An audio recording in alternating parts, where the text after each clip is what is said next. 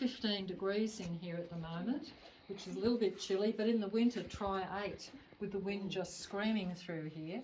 And I found with 30 people, if I stand here, it's really snug. And I've sort of got used to, you know, this is how I do the tour. How many of you have never been to Jenolan before? Who's never been here? Yeah. Oh. And probably that lot over there too. Okay. No, we've been here before. You haven't either. All right. So I'll do the geology in here. Now the scientists say where we're standing now is about a 12-kilometre square of almost pure limestone that began its formation in the bottom of a warm, shallow offshore ocean about 430 million years ago, the end of the Silurian period and well before the age of the dinosaur. And how they work that out, there's no fish fossils in the limestone. So it's before fish in the ocean had skeletons. Little creatures that lived in the ocean eventually died. Their skeletal remains fell in the mud. Eons of time of compression. This is what we end up with, limestone. We're 97%. So everything you see here is almost pure limestone. Now we've had a series of uplifts, meaning the ocean floor has come up and down several times. The last time it occurred, we were attached to Antarctica.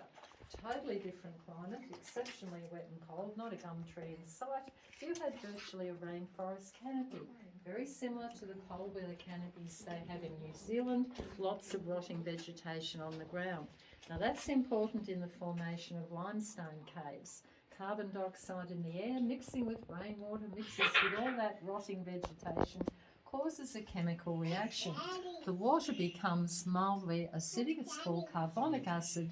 It dissolves the limestone, and the scary part is they tell me it's similar in strength to Coca-Cola, which gives you something to think about. So you had an acidic river carving out the passageway, and that's what we're walking on today, very ancient river passage. The river that created this is some 25 metres below, but you're not going there. You signed up for about 100 extra stairs, and we're going to go up shortly. But finish off the geology, everything hanging off the walls, the ceiling, the floor, mineral deposits, and they're being deposited by rainwater filtering through and degassing. What that means is carbon dioxide goes off into the atmosphere, leaves behind a little droplet of mineral, pure white, calcium carbonate. The other colour ranges from a pale peach to a Vegemite colour, iron oxide or rust. She can dance well, can't she? So if it looks like a drinking straw, we call them straws. However, they can block up with a bit of sand or grit. Mineral then grows internally and externally. You get these weird looking lumps hanging out of the ceiling. They are your stalactites. Easy way to remember, they hang on tight. Now if the water flow is great and that doesn't happen, water will fall to the floor and then you're going to see protrusions coming up from the floor. They're your stalagmites. They're quite solid and they might reach their parent in the ceiling one day, and when they do, they join together, looks like that, a pillar or a column. Takes a jolly long time to form though. 1 or 2 centimetres equates to 100 to 150 years growth, water dependent. No water, nothing happens. Now until we get deeper into the cave, it's quite dry, so nothing will be happening. It's a damp cave. And this is like a wind tunnel, as I said before. The dirty appearance is eons of time of bushfire smoke being sucked through the cave. And if you came from Sydney and you were there 2019, 2020 bushfires, you know how bad the smoke was. Well, when the wind blew the wrong direction, guess where Sydney's smoke ended up? Here, in the cave. And it took about 6 months of the winter winds to dissipate the smoke out of this section here, so it stains. So And that time was open or still? Oh well, no, it was shut for tourists, but we had to come in March, the 2020, to clean it, and it was just smoke. It was unbelievable. And a waterfall. Now all of that's gone, and you're left with a calcified waterfall. We call it flowstone. You're going to see a lot of that. Chifley Cave used to be called the Left Imperial. You had the Imperial River and the left branch and the right branch. And in 1952 they changed the name because there was an ex-old and now very dead Prime Minister named Ben Chifley. He died in 1951. He was a local boy named Hood, locomotive engine driver out of Bathurst and Lithgow. And because he became Prime Minister and became famous, they decided after he died they would change the name to the Chifley Cave. What do you think they'd do it while he was still alive and could appreciate it? Never mind. Oh, it's so cold. Yeah. Oh, you ready to do that, gorgeous? Oh, so far, so good.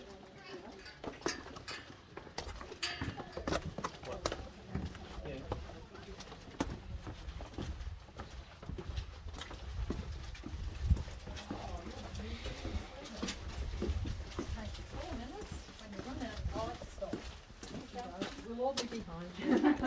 Don't worry, you're not by yourself. Oh, it's cold here. Yeah, it is. Warmer up there. Yeah.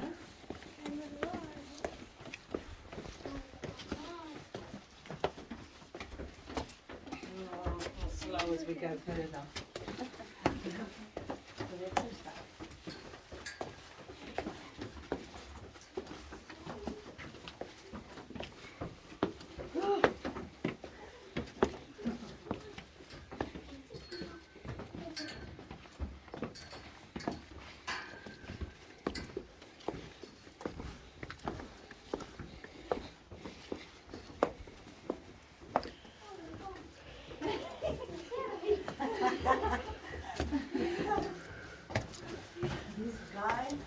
Oh my Lord!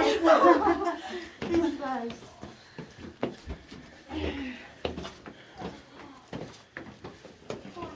Finally. Look at that bird.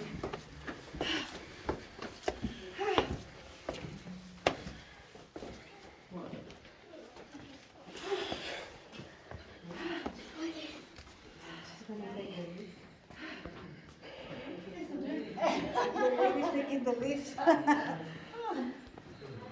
Let us see.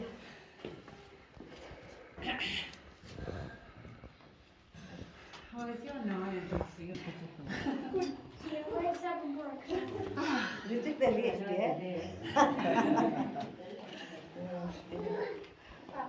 Okay, now normally this is where I like to turn out the lights to show you total cave darkness. But I won't do it if anyone gets upset. Some people are borderline claustrophobic. And some little kids don't like it, so should I turn the lights out or not? Yeah. Yes? Alright. Keep on screen, I'll be right. When I turn out the lights, there are two rules. No spooky ghost noises. I get very nervous. I don't like spooky ghost noises. I could run away and leave you all in the dark. The second one is, don't take photos in the dark. To see what photos in the dark look, please don't. It's so annoying. And people do it. You're not going to do that. This cave was discovered 1879 by a young man named Jeremiah Wilson, lived in the area, became the first boss of the caves. Above and beside us is another cave system. He was working with some men up there one day, brand new hat on his head. When he bent over, the hat fell down. He wanted to get the hat back. No one had ever been down where he found the hat ever before, and off he went. Now, 1879 is a very interesting year. That is the year that the use for electricity was also discovered. But we didn't have any here, so it didn't matter if you were a pioneer or a staff member or a tourist, you came in by candlelight. So he discovered what we now show as the Imperial River Tour, and in about 6 months of scurrying upwards, discovered what we now show as the Chifley Cave. Now imagine you're on one of the very first tours and you've come up the staircase. It's a very windy day. You can still feel a bit of a breeze blowing through here, so as you walk around the corner, what do you think would happen to your candle? Would it blow out? Yes, it would. And this is what you would see. Nothing much. No natural light lives in the cave. Nothing lives in the caves except little microscopic insects, cave spiders, cave crickets, little bats. They're the size of a chubby flying mouse and they eat. Very excited because there was a light globe up there and they all cheered. The reason being they hadn't seen one before. We were the first cave in the world to have electricity. Mind you, one light globe keep going by candlelight. And we were the first place in Australia to have electricity. It took another 20 years before the infrastructure went into Sydney so they could light Sydney town up. So people would come here from miles around to look at a light globe. The cave. Do you see it on it?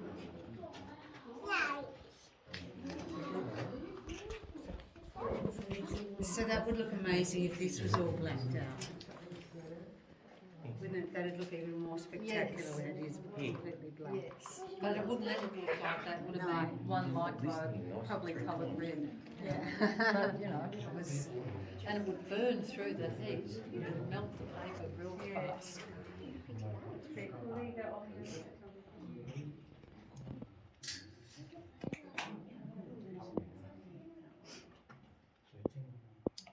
So you can see this chamber is cleaner than the old chamber we just departed from.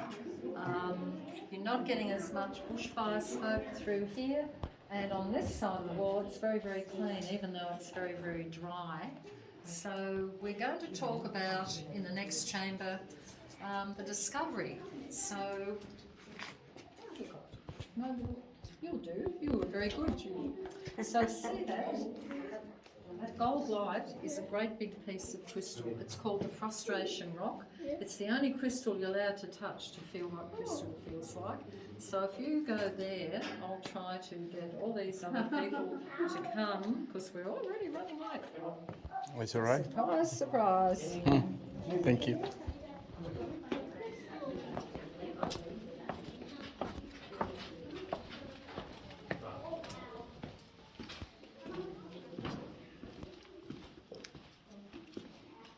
So no.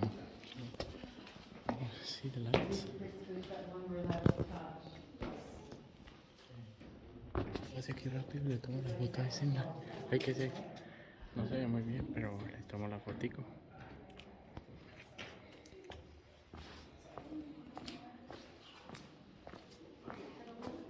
Toque la luz.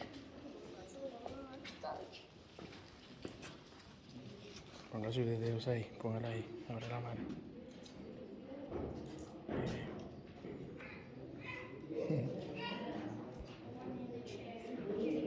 Oh, I didn't get to touch it, darling.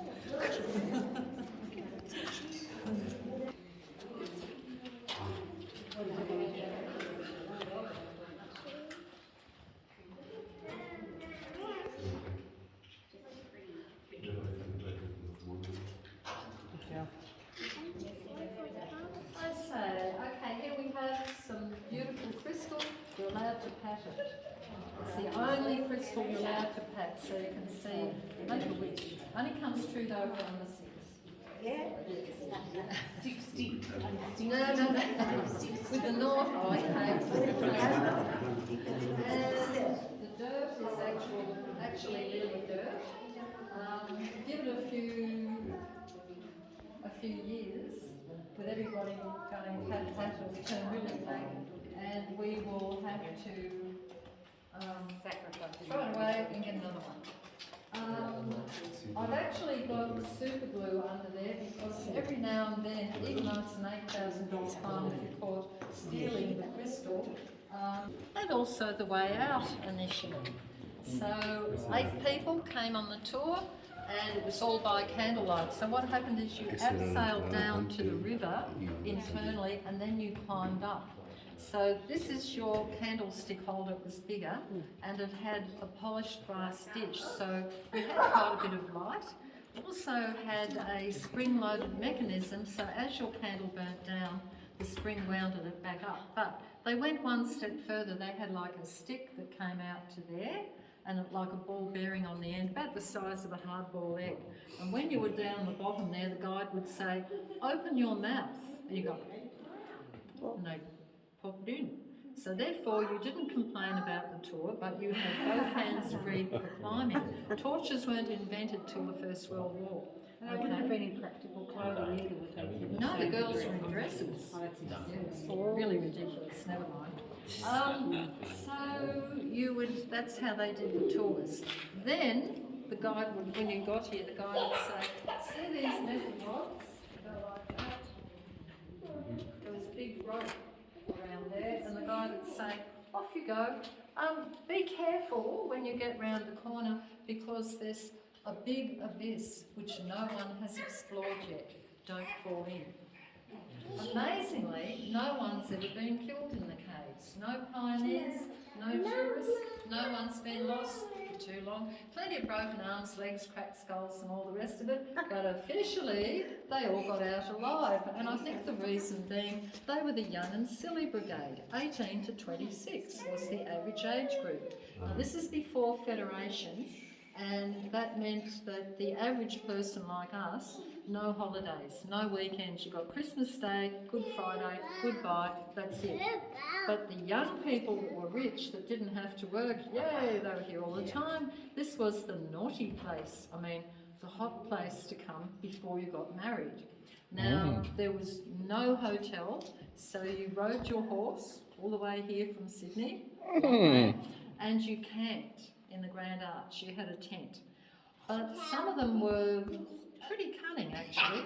Where I assembled you in the Grand Arch, if you looked onto the far side where the Lucas tour goes, the young men used to camp high up there out of the wind.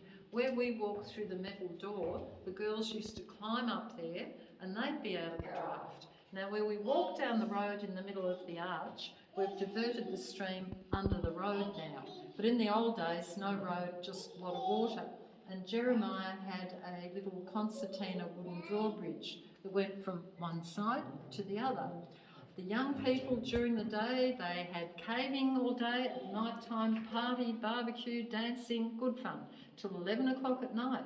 Jeremiah would turn up, no more party, young men to bed, young ladies to bed, and to make sure everything was proper, the bridge that went in between, he'd crank it up and take it home with him.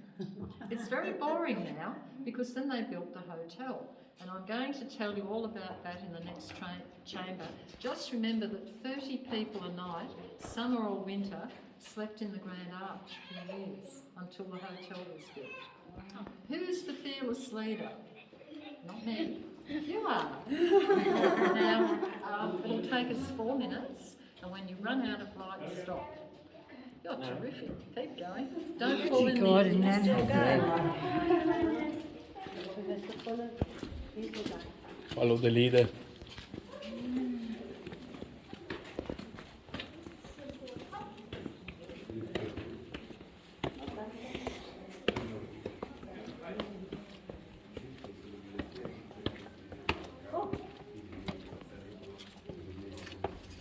Oh, this sounds pretty good.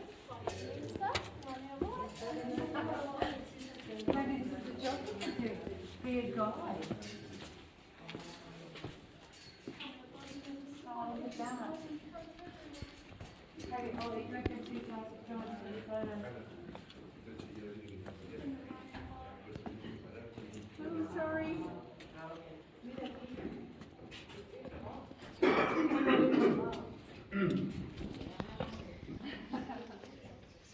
Ready?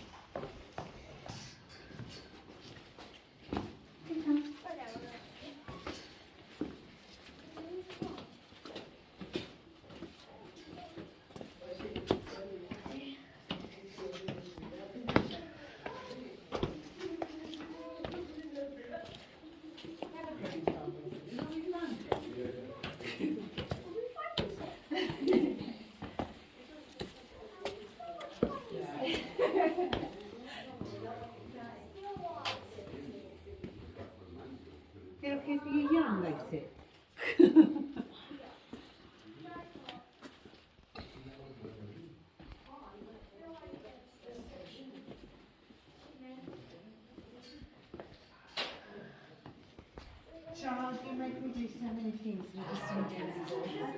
Toquen. So I think we might do.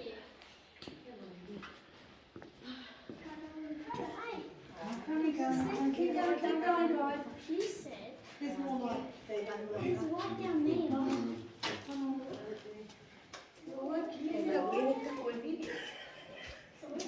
I'm guessing she meant to be a flash.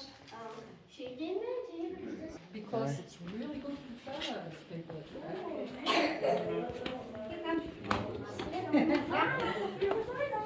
Bring your sack, Dolly.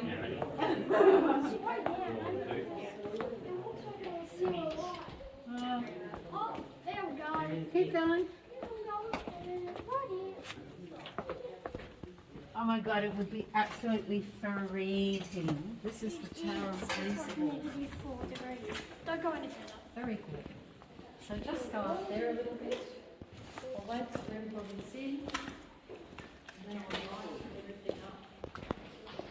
Oh, you're the photographer, dude. Called Lucinda's chamber, and Lucinda was the wife of Jeremiah.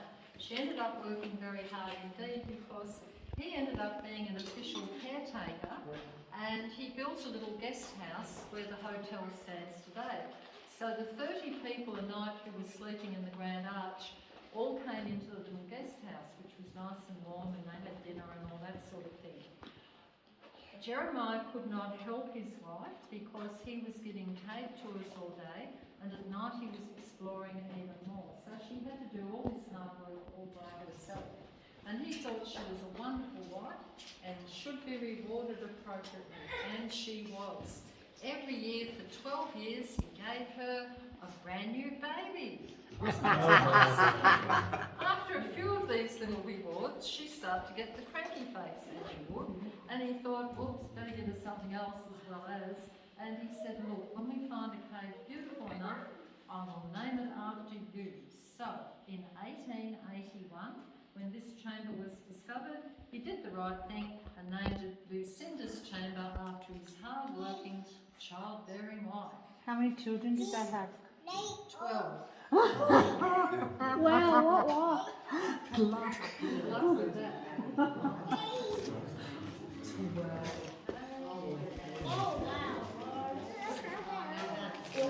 Now, we can spend about 5 minutes max in here, so take advantage of it. That's a dead end. You can walk all the way around, and that way you get good photos. Have a good look at things. Walk to there.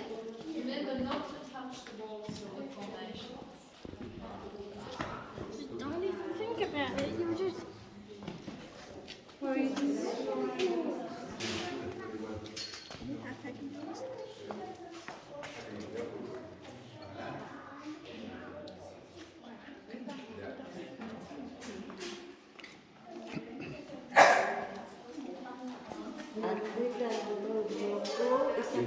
Nope.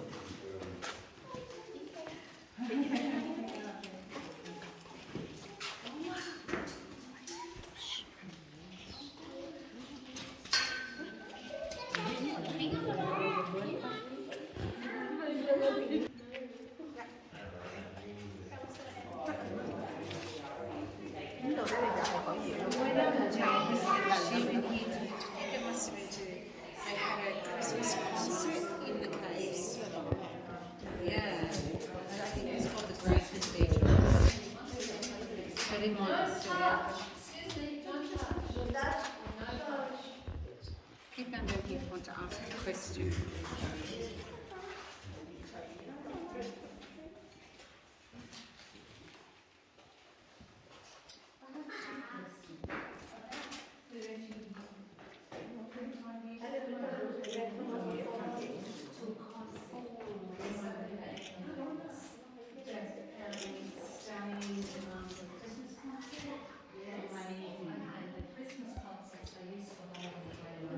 So, a family of women, if there are any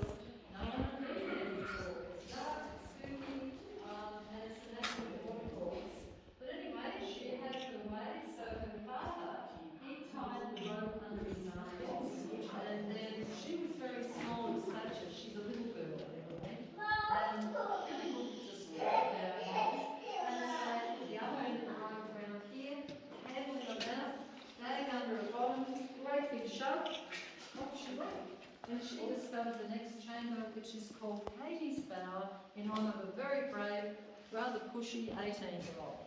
Bower is an Old English word that means meeting place. Now I hope they're all listening at the back because you have to be very careful on the stairs. They are very steep, they are very wet. I don't want people walking down the stairs taking videos. It's a sure way to break your neck.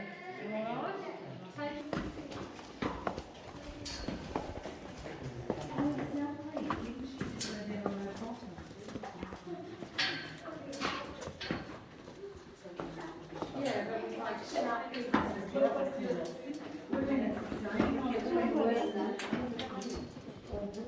Son muy anchos.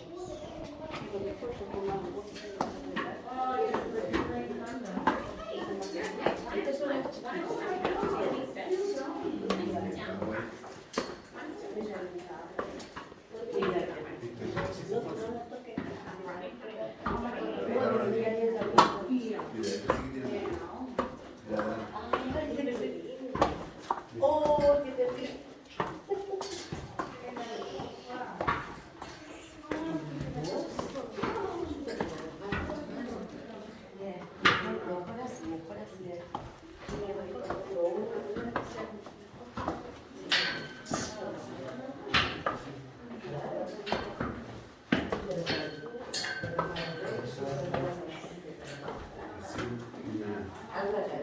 Así un pollo. Las máquinas no son sintetitas.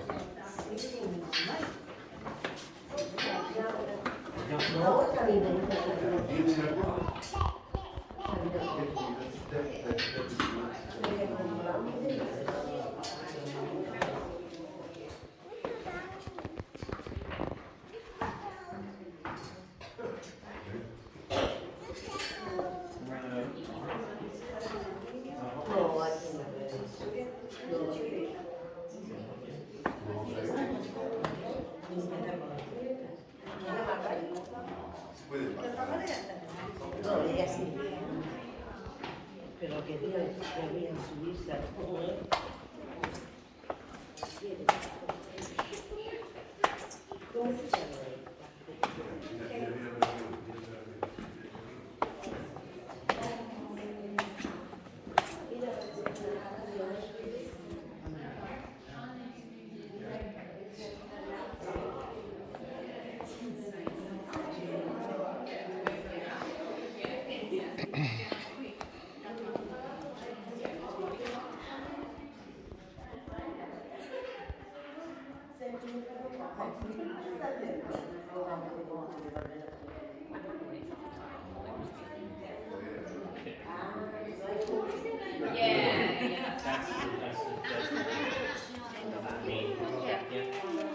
They might have actually made it up the top and then bled out. So actually now I'm dying.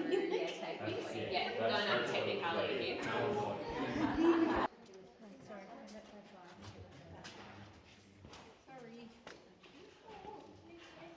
Very good. Okay.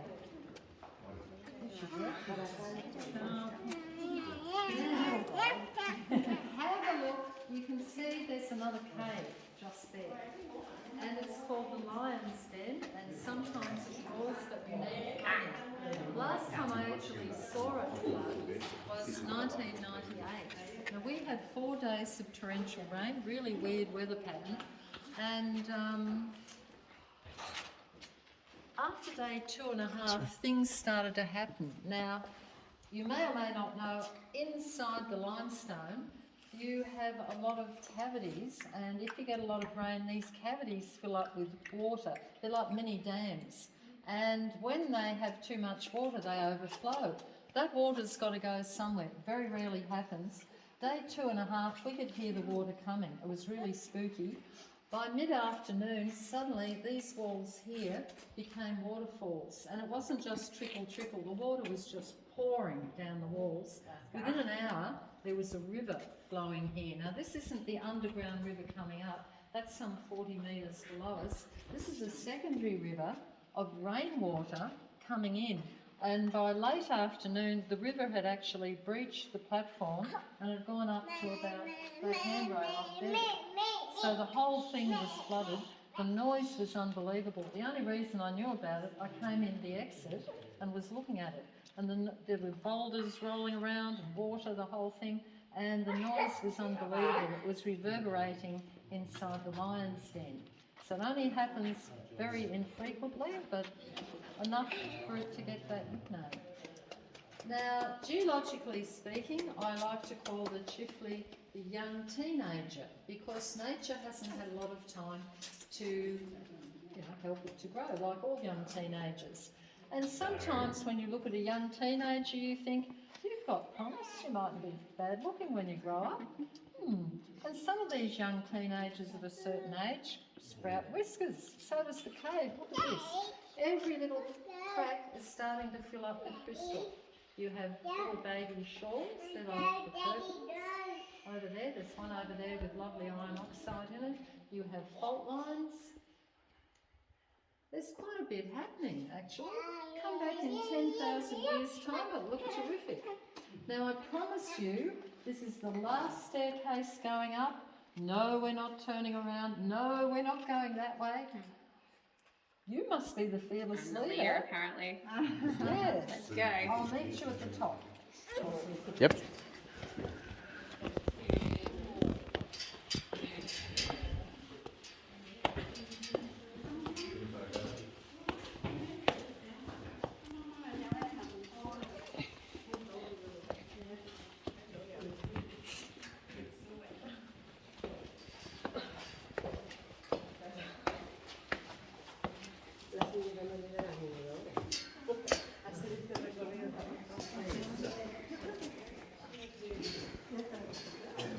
Gracias.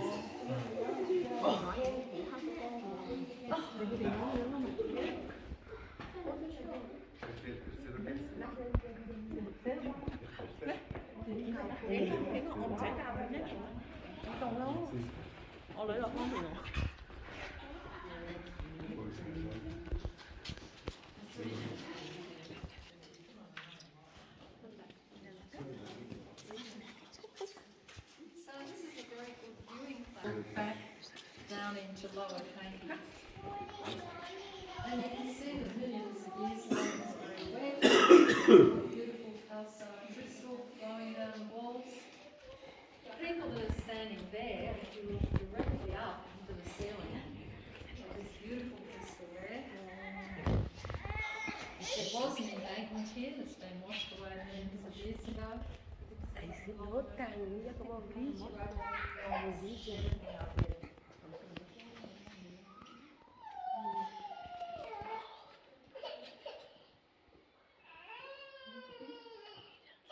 Now, up until the early 1930s, this was an adventure cave tour. There was no lighting, no stairs, no nothing. And it was about a 5-hour trip.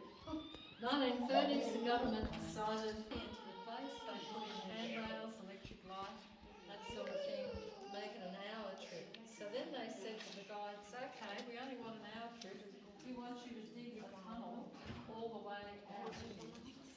Which they did. You're not allowed to do anything like that today, and then go through beautiful dog tooth style. But gee, it looks like pink cauliflower actually. But at least you get a chance to see it, even though we wouldn't be doing that anymore. The reason why they wanted it there was that there was a little cave that was already in use. I'm sorry to say it's 16 degrees up there. This little cave is only 9 degrees. And they used it like a fridge because at the time there was no refrigeration up at the hotel, so all the perishable food was kept in a little cave. The meat, the butter, the eggs, the leftover pudding, the beer and the wine. Nice, constant 9 or 10 degrees, and a little horse and cart would come down and they'd take stuff out and they'd put stuff back in again. There was also a big locked door there because they said the resident staff at Jenolan Caves were dishonest, and at night time when everyone was asleep they'd tippy-toe round and they would steal leftover puddings and alcohol. I'm sure it never happened, it was just a nasty rumour. However, I can't give you any nice souvenirs on the way out because they got electricity up at the pub, all the good stuff went up the hill. But you can admire the 9 degrees courtesy of nature's air conditioning and the big metal door which acts as an airlock. Luckily for us, having the airlock door there, and it keeps vandals out as well, kept all that smoke out from the bushfires. So this end didn't get connected with bushfire smoke as the other one where they had the wind tunnel coming through. All right, so looks like you'll be the first with it.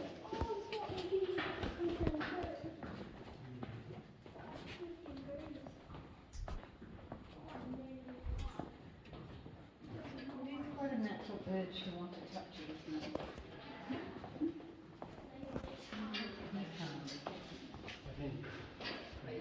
Being quiet.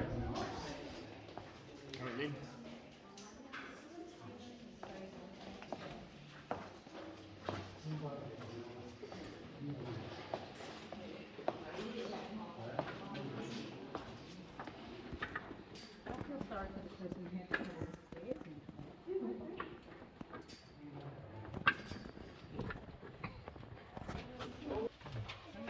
But you go from broken bones that way.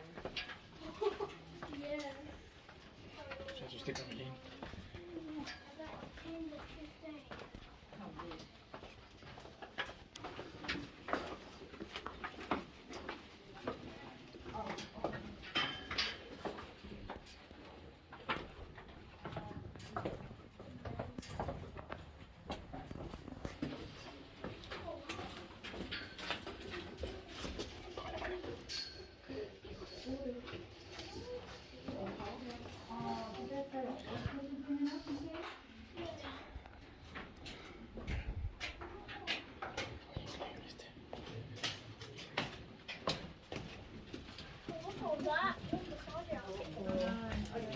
Sorry, why it's going more onto the floor.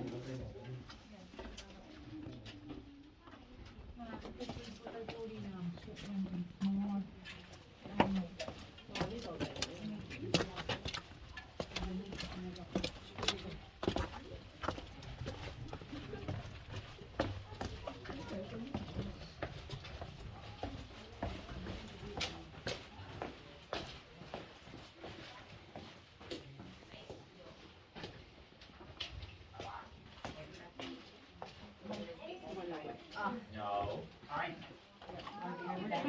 What? Come back here. There's a reason as well. Stop moving it here. Come in. Come back here. Come back out here, darling. Wait so that we can get unlocked out the door. Yeah, Mum's here. Let's walk in. Which way are you going? Yeah. Push it. Yeah. And wait in the second door. Thank you. Stop, stop, stop. Stop, stop.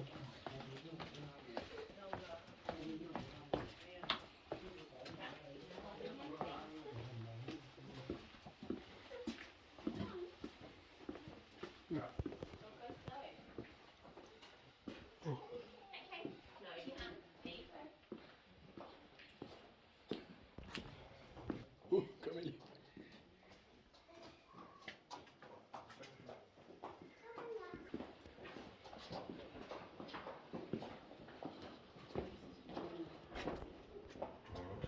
Vamos.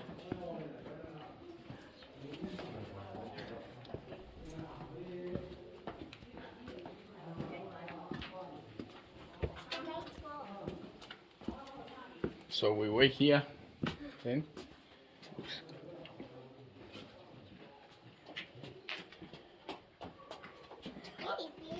Right here. Don't touch the bin. Don't touch the bin. We finally managed to make it outside, and thank you for helping, and the young fellow around the corner who was fearless leader. Thank you. I think it's coffee time. It's warmer out there.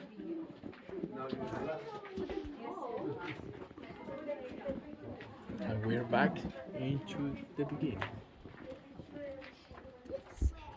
Thank you. Thank you very much. Okay, bye bye. Wait, is it down that way, the blue light?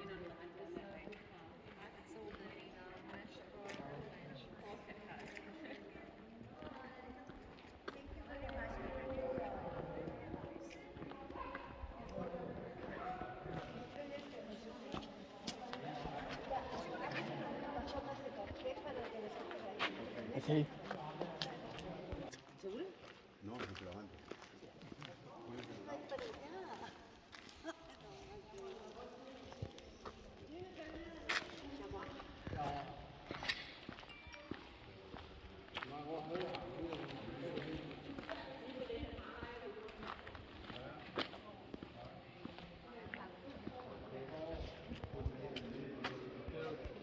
Listable. Convolución. Descubrimiento.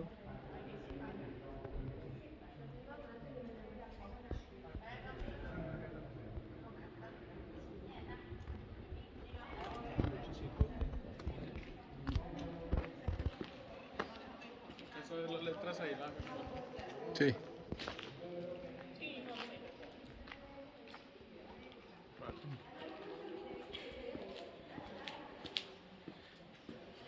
Jenolan Caves. This is the tour.